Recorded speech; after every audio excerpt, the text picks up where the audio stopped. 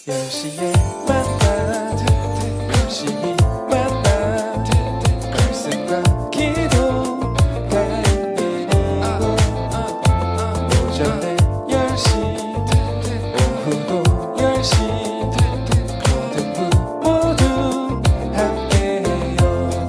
반갑습니다 여러분. 3월 12일 목요일 텐텐클럽 오전 묵상 시작하도록 하겠습니다.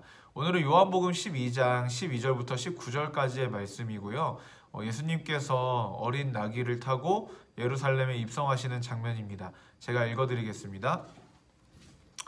그 이튿날에는 명절에 온 큰 무리가 예수께서 예루살렘으로 오시는 것을 듣고 종려나무 가지를 가지고 맞으러 나가 외치되 호산나 찬송하리로다 주의 이름으로 오시는 이 곧 이스라엘의 왕이시여 하더라.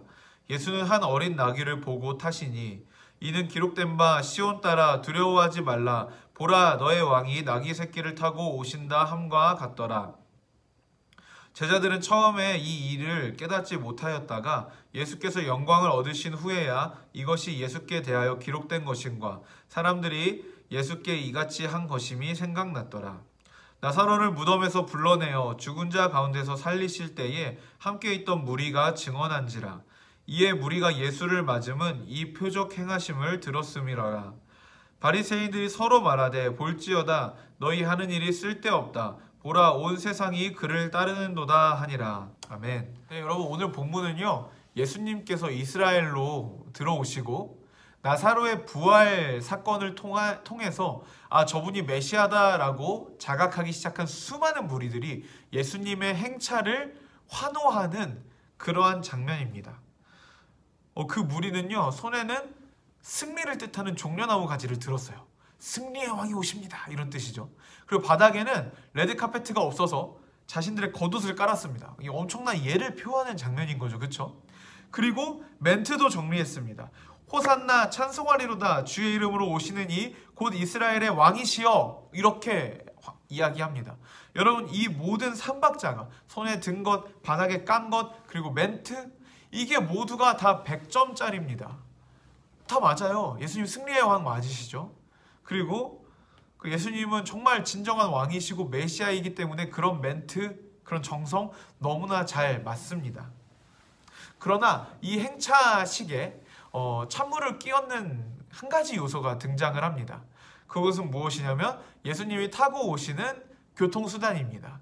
예수님은 새끼나귀를 타고 오셨습니다. 근데 여러분 새끼나귀가 우리가 그냥 어렸을 때부터 들으니까 그렇구나 싶은데 여러분 수많은 무리가 와 하고 환호하고 있는데 저기서 어렴풋이 나타났는데 다리가 굉장히 짧은 나귀가 이렇게 조목조목 걷고 있어요. 심지어 새끼나귀니까 가끔 절었을지도 모르겠어요. 진짜 모양 빠지지 않아요. 너무너무 모양이 빠집니다. 이것은 스가랴서 9장 9절 말씀을 예수님께서 이루시기 위해서 새끼나귀를 택하신 것이 맞습니다. 그런데 하필 스가랴서 9장 9절은 왜 얼룩말을 타고 오신다, 코끼리를 타고 오신다, 기린을 타고 오신다 이런 거 안 하고 왜 새끼나귀를 타고 오신다라고 했을까요? 그 이유는 바로 예수님께서 어떠한 왕이신지를 드러내기 위함입니다. 새끼나귀가 나타내는 예수님은요, 그분은 군림하는 왕, 그분은 힘으로 찍어 누르고 다스리는 왕이 아니라 섬기시는 왕입니다 라는 것을 드러내는 것입니다. 그분은 실제로 자신의 왕권을 어떻게 행사하셨죠? 제자들의 발을 씻는 데에 행사하셨습니다. 종이 하는 일이에요. 그러니까 종이 되는 일에 자신의 왕권을 행사하셨죠. 또 더 나아가서 어떻게 행사하셨죠? 십자가에 달려 죽으심으로 행사하셨습니다. 그 백성을 위해서 생명을 버리기까지 섬기시는 데에 그 왕권을 사용하셨습니다. 환호한 이스라엘 백성들 그 무리들은요 정치적 군사적 메시아를 기대했습니다. 그래서 그분이 오시면 그 나사로를 말 한마디로 살려내신 그 권능을 통해서 예루살렘을 접수하고 이스라엘을 접수하고 로마를 쓸어버려서 이제 우리가 전 세계 위에 군림하는 나라가 되고 우리가 수많은 종들을 다스리고 거느리는 그런 멋진 우리나라가 됐으면 좋겠다. 이제 그렇게 될 것이다 라는 확신으로 예수님을 환호하고 맞이하였습니다. 그러나 예수님은 나귀를 타고 걸어 들어오심으로써 너희들이 생각하는 메시아와 진짜 실제 메시아인 나는 컨셉이 많이 다르다라는 것을 드러내신 것입니다. 여러분, 우리가 좋아하는 찬양 중에 낮은 곳으로라는 찬양이 있죠.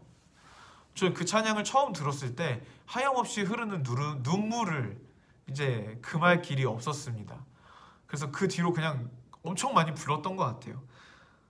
왜냐하면 예수님은요, 자기만 낮은 곳으로 가시고 자기만 낮은 곳으로 가셔서 섬기신 것이 아니라 낮은 곳으로 우리를 초대하네, 우리를 오라 하십니다. 단지 자신만 낮아지시고 내가 다 낮아졌으니까 자, 너희는 영광 받아라, 높임 받아라, 나를 이용해서 정치적 군사적 메시아를 기대하며 나를 이용해서 너희의 입신양명을 위해 사용해라 라고 말씀하시는 것이 아니라 십자가의 길, 낮아지는 길로 너희도 함께 가자 라고 우리에게 손을 내밀고 계시기 때문입니다. 그런데 여러분, 어느새 우리는 예수의 이름을 이용해서 높임받고 싶어 합니다.